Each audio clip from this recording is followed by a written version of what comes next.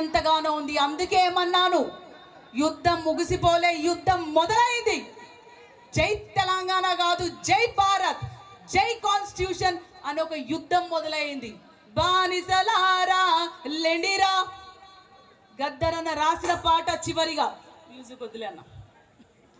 బానిసలారా లెండిరా, నా బానిసలారా లెండిరా, అడక తింటే మన ఆకలి తీరదు, గుద్ది గుంజుకుందామురో, నాకు జన్మనిచ్చిన తల్లివి, నా తోడబుట్టిన సెల్లివి, ఎన్నాలి కన్నీలు, నీ కనుల నిండా నీలు, మీరు సింగులు చెక్కితే సాలో, సింహం పరుగులు తీసు, తోక దులుపుకొని పోవు.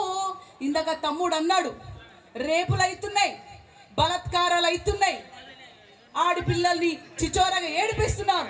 మనమేం చేస్తున్నాం మరి? ఆడపిల్లని ఎత్తుకొని పోతుంటే వీడియో తీసి పెడతామా? ధైర్యం లేదా దంచడానికి? ఆడపిల్లలు సింగులు కట్టాలి, ఆడబిడ్డలు తైకండు నేర్చుకోవాలి, ఆడబిడ్డలు యుద్ధంకి రెడీ కావాలి. నవతరమా యువతరమా, ఇక్కడ ఉన్న వాళ్ళందరూ యువతలే.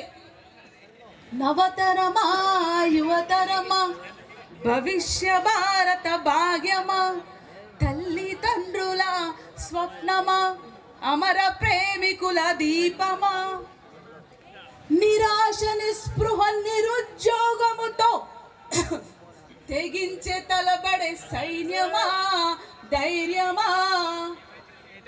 ఇప్పుడు యువత ఏం చేస్తుంది? ఏ మార్గం వైపు పోతుంది? ఎందుకోసం పోతుంది? గంజాయిలకు, చెడు వ్యసనాలకు బానిసలు అవుతున్నారు. చదువుతున్నారా? ఒక ఆశయం పెట్టుకుంటున్నారా? లేదు. ఆ యువతని మనము చెరదీయాలి, ఆ యువతని సరైన మార్గములో నడపాలి.